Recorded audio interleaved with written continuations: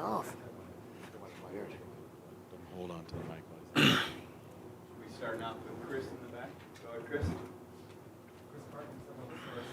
Kenny, just curious, your perception of offense has executed through the first several games, and how it, in any ways, has been different than you expected, especially when you had to make some changes. Yeah, we haven't had the explosive pass plays over top. That's been just a combination of things. It's not quarterback driven. It's just one time we maybe miss up a pro, and the other time we maybe get beat. That happens, right? Then our running back's free. Then another time, we don't have a good route spacing. It's just like every single time there's one spot just so close. So we're so close to hitting those. That'd be probably what I would think the biggest thing. And then the second thing would be just red zone scoring. It depends on what you call a real possession, but real possessions to me are not like end of half. We had 10 possessions. One of those I wouldn't count as a real possession because it would have been a 2-minute drill, which I put in a different category. So 9 possessions, 3 in the first half was all we had. We had 3 first half possessions and then a 2-minute drill that we went 3 and out on. And we went down the field 3 times and got stopped the one time for obviously a penalty, which ended the drive. So I've been happy with how we're playing. We just got to finish drives in the red zone, and we got to start as a staff finding ways to finish drives in the red zone.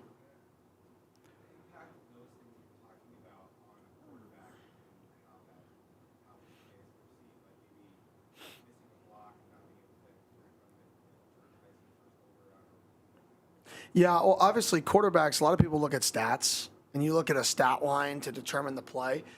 Sam played one of his best games since he's been here. He played phenomenally, extended drives. He ran more than we like to usually run quarterbacks, but he did because it was needed in the game. He was accurate in quick passing game. He played really, really well. You complete one of those balls down the field, and now you're talking, or 2 of them, and now you're saying, oh, he threw for 330. He had 70% completions. Maybe one of those scores a touchdown. He accounted for 3 total touchdowns. And the narrative completely changes. So to your point, when you start connecting on those, that's how narratives completely change a quarterback. But I thought he played phenomenal. How you doing, Kenny? Hood Rubino, Devil's Digest. You came into the Baylor game having back-to-back 200 yards rushing. Baylor was not known to be a stout run defense. Not that the running game really struggled, all that much, but, passing game, I think, maybe outshined them, especially in the second half. What did you see from that specific aspect in the second half for the running game not really clicking as it should? Yeah, we were bouncing runs too wide. We weren't getting vertical enough with some of the runs. We could have done some better stuff as a staff, creating better leverages for the offensive line for them. So I think it's a combination of a couple things in terms of not getting vertical in our runs. Then we got to do a better job creating better leverages based off of what they were doing on defense. I thought we could have done some things better as a staff. Nice plug there. Wow. It's your new meme right there.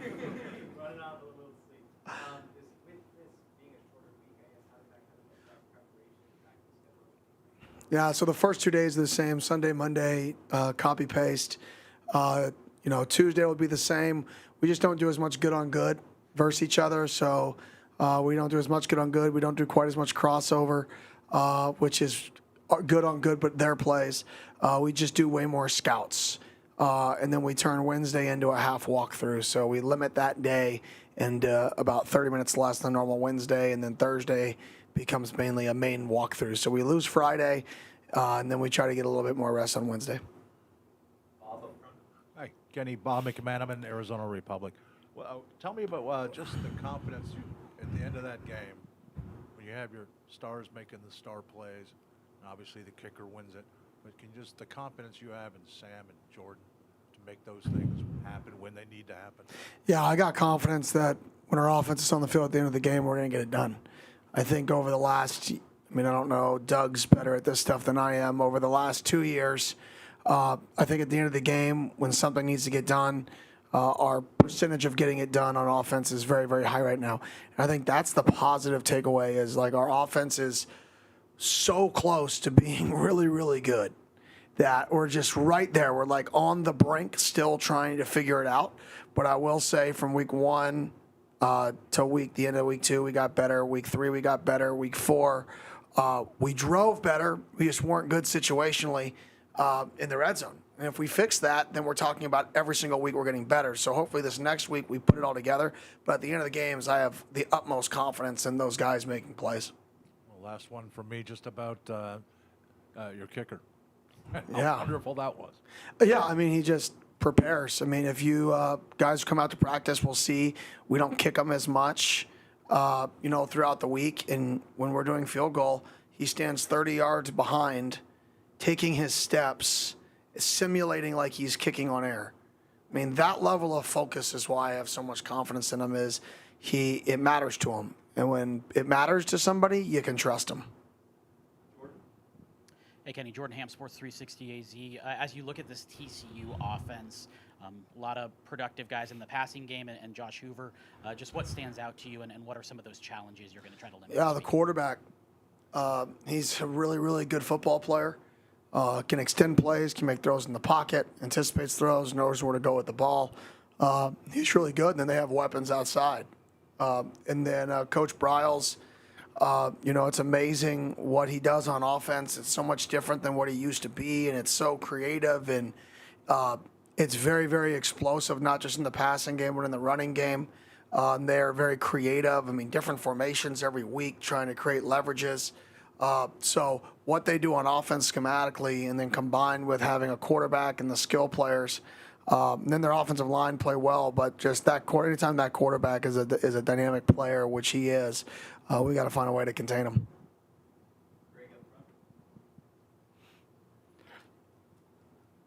Coach Greg Moore, Arizona Republic. I was going to ask you about the kicking game. It seems to me earlier you were kind of one of those wild and crazy guys. You'd go for it here and there. You'd run trick plays. And it seems like this year you're more conventional.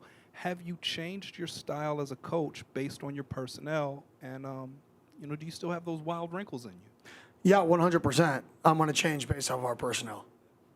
So we kick field goals at a high rate. We're struggling right now in short yardage. So we get short yardage down there. We're probably going to kick more field goals than we have in the past. And that's just, we're changing our personnel. I think every week and every game is a little different. That's why I don't just copy paste the book in terms of the statistics, because I want to be able to manage the flow of the game for each individual team, each individual game. So, I mean, we kicked 4 field goals. I mean, that's just, it pains me to say it out loud. Like, golly, how do we kick 4 field goals? Like, that's usually not a recipe for success, kicking that amount of field goals. But it also shows the amount of drives we put together on offense, the ball control we created on offense, all of those positives. It's like, man, if we finish 2 drives, we're talking about an offensive resurgence. But that's the name of it. You can't get lost in it. So we challenge the offense a few things to get better at. I'm not going to talk about it here, but what I really want to see that I think could be the difference, and I think if we do that, you're going to see us take that next step because we're so close there. Hey, Kenny, Jacob Brooks, Sun Devil Source. On the topic of the offense, Derek Eusebio, you talked about after the win, really stepped up and really stayed ready. Do you envision him having a larger role in the offense moving forward? Yeah, I definitely think him getting on the field more is going to be good for us. He works, he's consistent. So I can definitely see him getting more involved. Hey, Kenny, Damon Allred, Arizona Sports. With Derek, how much is his multidimensionality with kind of the run plays that he got as well? How much is that something that's helping his case? A nice word. That was nice. That was good there. But it's huge. I mean, you can trust him.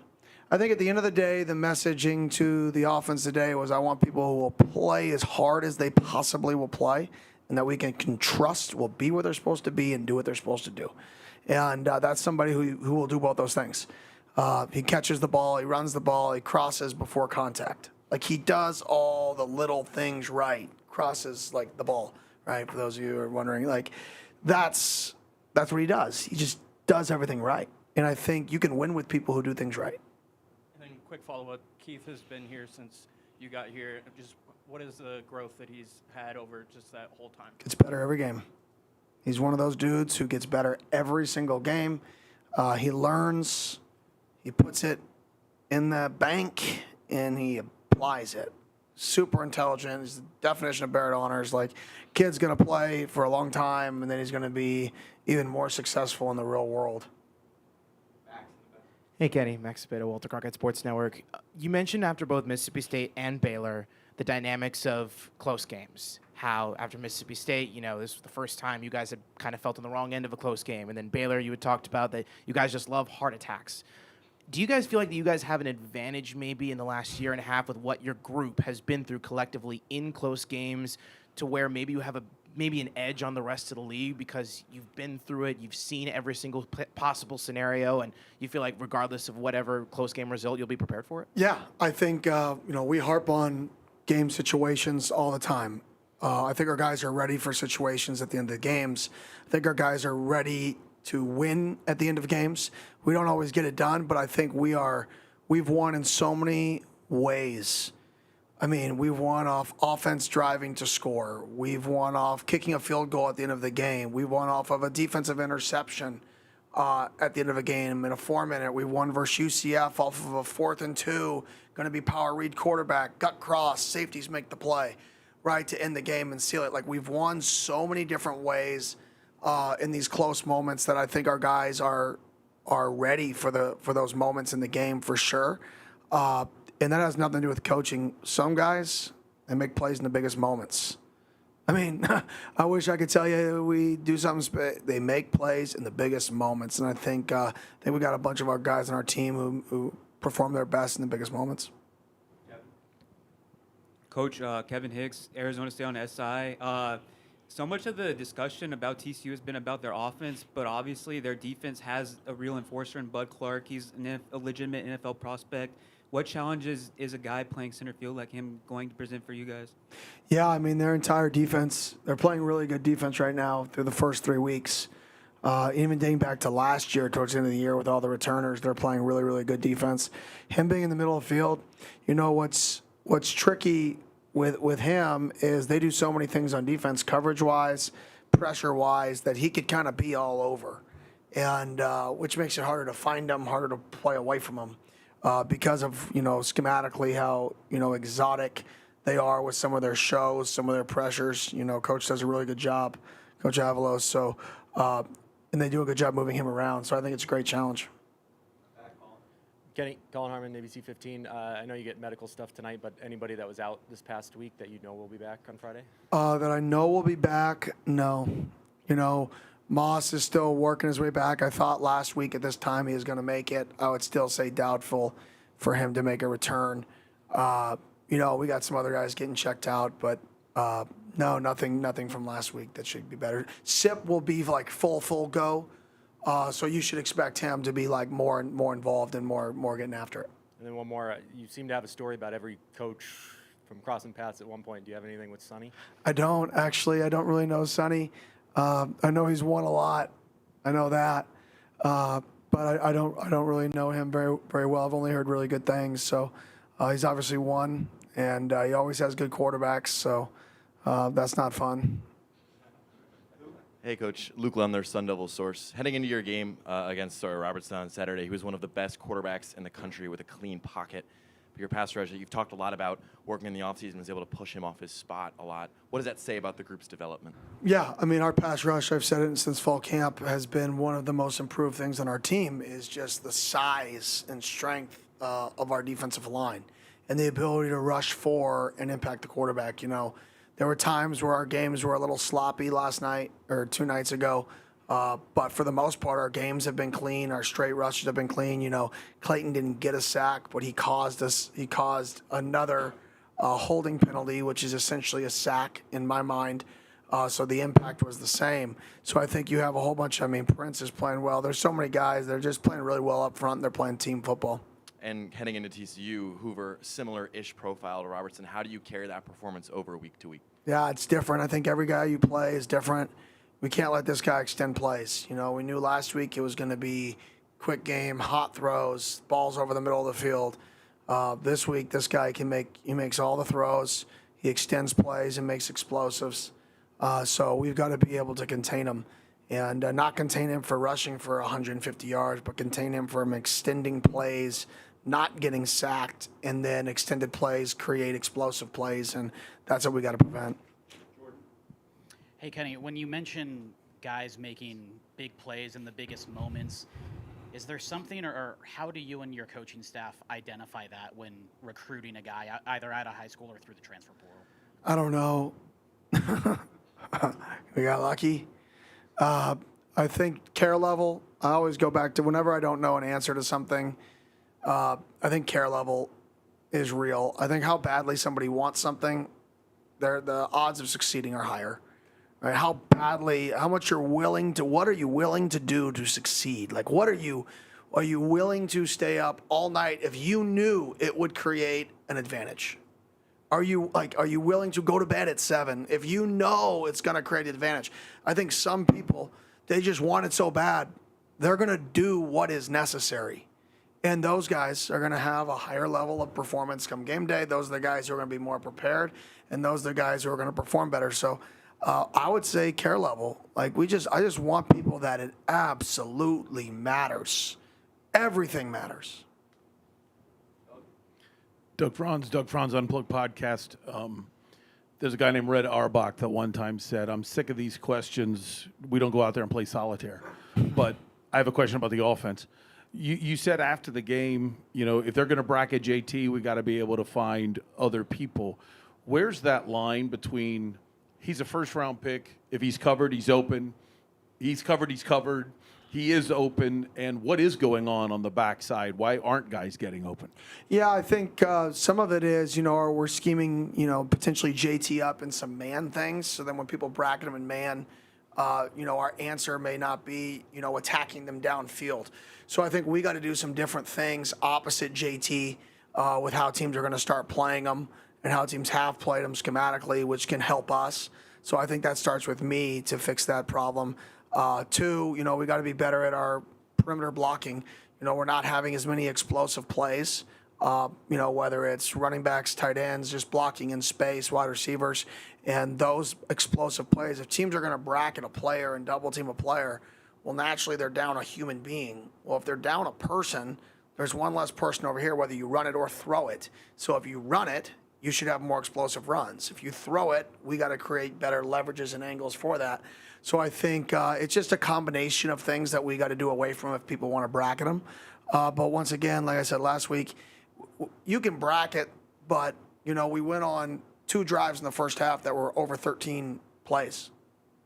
So we had 3 real drives, and 2 of them were over 13 plays. That's efficient as I've ever seen offense, right? One of the other drives ended on a holding call on a 3rd and 7 conversion that would have extended the drive. Those were our 3 drives in the first half. That's really, really good football. Now, if you score touchdowns when you get down there, right? So we did attack the way we wanted to.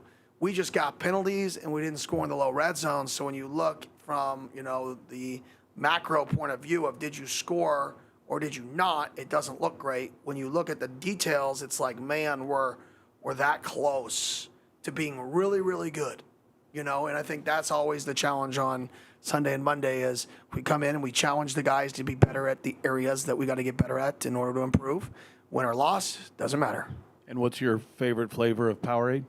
Oh, well played. Maroon? Kenny, you talk about the care level and how important that is with your players. So I guess spinning that, where do you think the care level is at with the community and the fan base right now, coming off back-to-back sellouts and now an opportunity to showcase yourself under the Friday Night Lights? Yeah, it's been unbelievable playing at home. We need that this week. This isn't one of the games that I've said this is going to be a critical game to our season. I've said it from dating back to when the schedule came out was we have a really, really good TCU team with a really good quarterback coming in on a Friday night, high emotions, right before a bye week. Like this, we got to push all the eggs or the chips, whatever it is. I don't know. Haven't slept much. Into the middle, right? And we need the fans there. And we just don't need you there. We need you loud. Like we need to make an impact on Friday night for our players because we've been showing up. We've been great. I mean, the atmosphere has been awesome. Let's continue to build on that. And Friday night, let's make this the place to be on Friday night. Andrew Hazlett, Devils in Detail. Good afternoon, Coach. How have you seen Derek Eusebio grow from a walk-on to now today? He's super intelligent and he works. I mean, that's how he's grown, is he puts in work every day. He's intelligent, so he knows where to be. You know how many times we practiced jet sweep with him last week? 0. But guess what? He's done it in the past, and we trust him. So we just put him in there after he got momentum. We're like, you know what? We can trust this dude. Let's keep playing him. However we got to do it. Let's underthink the coaching and overthink the player, right? It's a player's game. So we just said, how do we get him the ball? And we did it. And then a follow-up question. How important was Jalen Clem's tackle on special teams on that one return for the team's morale? Oh, it's huge. That Jalen just worked all off season. He's a tough dude, and he's going to start playing more on offense. I say I want dudes that have an edge about them. I want to start inserting a little more of an edge, and Jalen's got an edge. And that tackle was an example of that. Him on field goal, he's at a wing or the tight end spot, which basically the tight end spot is basically get run over every single time we kick a field goal. I mean, it sucks. That's your role. 2 people are going to run into both shoulders. Your job is to get as big as possible and get run over. And he just does it. And he's a really good football player, too. So we got to start saving some legs with some other guys and rotating him in to get him involved, because that competitive nature is something that I support being on the football field. And guys who make plays like that, I want on the field. Kenny, you talked about not having an update for Alford's status. What have you made of Boogie Wilson through 2 games in that starting role, and how important is it having a guy like that that's just ready to jump in? So I'm glad you brought that one up. Alford is out, so that'll be the same. So I was thinking guys that could come back, but in my mind he was out. So he couldn't, it didn't trigger. But thank you for bringing that up. Yes, he's out. Boogie's been playing really well for us. He had a really nice, him and Rouser together had a really nice tackle, which created a takeaway in the football game, which was critical. So I'm glad we have Boogie. Last year we kind of got through the season without injuries, which is nice. This year, not so much. Dinged up pretty early with some vital players. Dinged up, even throughout spring ball. But it was good to get Zach Swanson back this last week. And he got a little reps this last week. So hopefully that continues a trend. But, yeah, Boogie's been great. And then quick follow-up, talking about guys stepping up in the secondary, what did you make of Kendrick Breedlove's performance against Baylor? That was his best game as a Sun Devil for sure. Triggered when we needed him to trigger and blow up screens. Covered really well. Kept leverages. Squeezed. Attacked the ball when he was behind the ball after chasing the ball in the first drive for them, which created TFL. So, that's a guy, once again, care level high. He wants to be good. Sometimes he's too hard on himself, but his want to is there. Coach, I'm so glad you brought that. That was where I was going. I was thinking about Sam, though.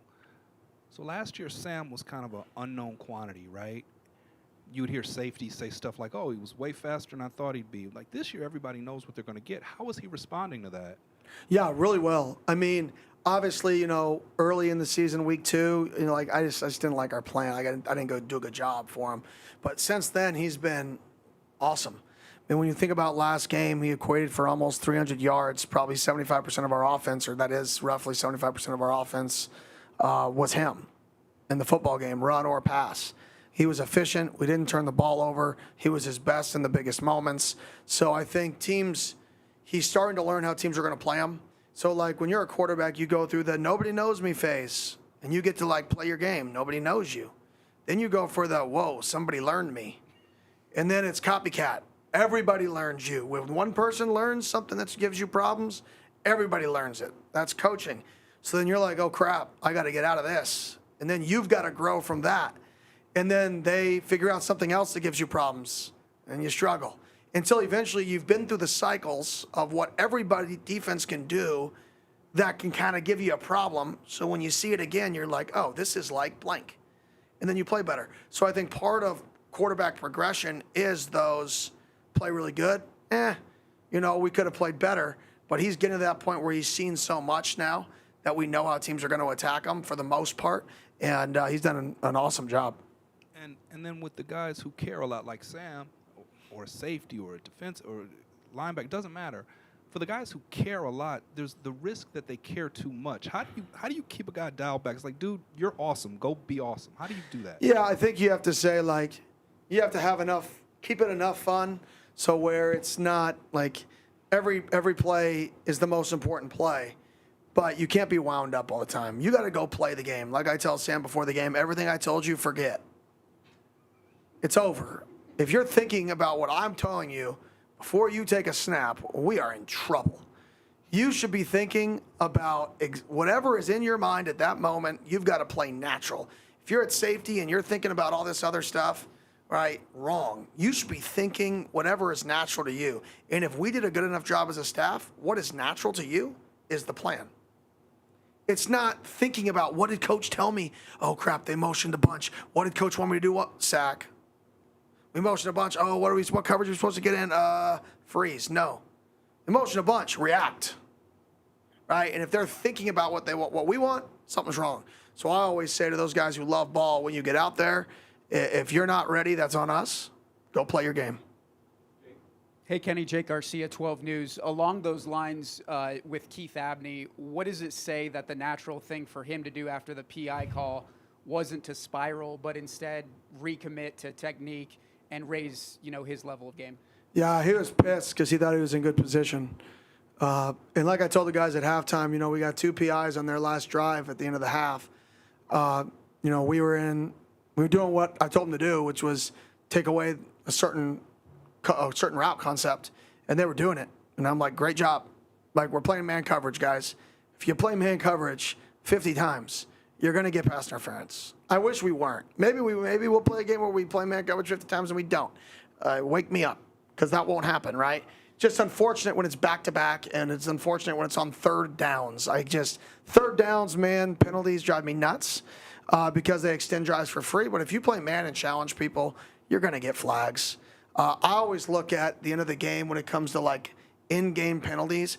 I always look at compared to the opponent because every crew calls things differently. So you can't say, penalties are bad because penalties could also be aggressive. So if they're saying, hey, we're going to call this game a certain way, as long as you're close to the opponent in those level of penalties, then all you're doing is playing football. They just may call it more, they may call it less, right? The penalties that drive me nuts are the self-inflicted, not on the ball when we're in unbalanced, false starts, right? Those things drive me nuts. Football penalties, that's the game of football. It's going to happen. It just sucks when it happens at some timing. Finish up with Niall and Ryan. Coach Niall, Rosenberg State Press. 6 penalties for 60 yards in the first half, but only 1 for 10 in the second. How can they continue to be cleaned up as they were against Baylor? Yeah, same, kind of the same thing I just said in terms of I don't like procedural penalties. I hate pre-snap penalties. Those are MAs in my mind. But when it comes to, like, football penalties, like, all right, they had a great jump in the low red zone on one of our cadences. Unbelievable jump, and we held them. Okay, they got a great jump. Our guy gets turned. He holds them.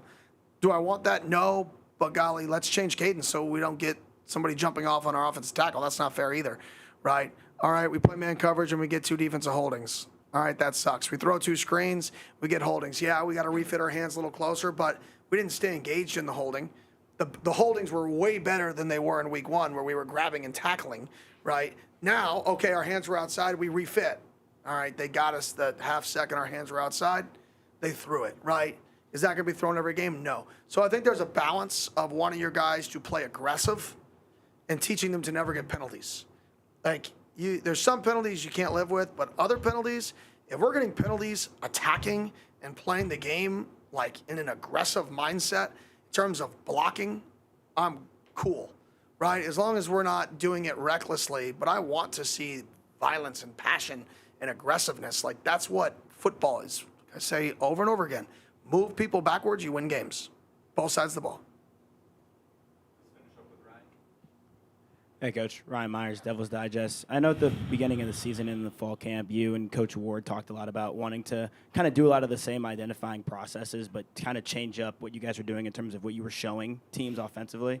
Do you feel like after seeing a game where you guys got 3 different takeaways that you're doing a lot of more improved stuff from last year in terms of disguising or showing things that you maybe weren't showing last year? Yeah, no question about that. And, our thing is every 3 games we want to be completely different. So, hopefully this week we look completely different.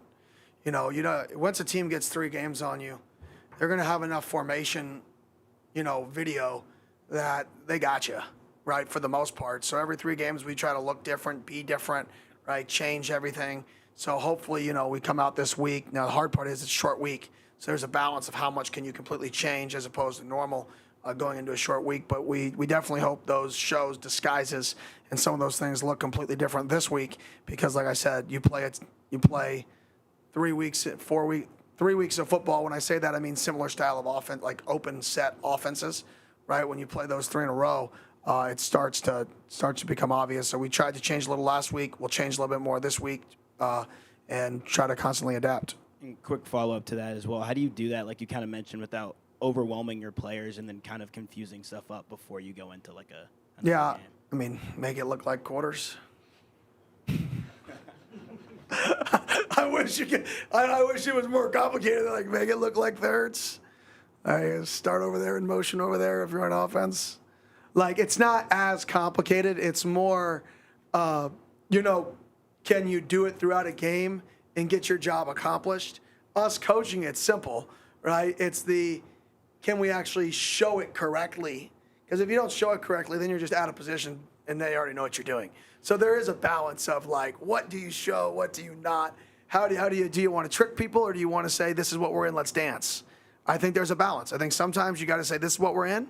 You call your play, we've called ours, and let's go. Then other times you got to, throw the quarterback off to get him out of that rhythm as well. So I think there's a balance within that, like you said, where sometimes we want to have over disguises, sometimes we want to have under disguises.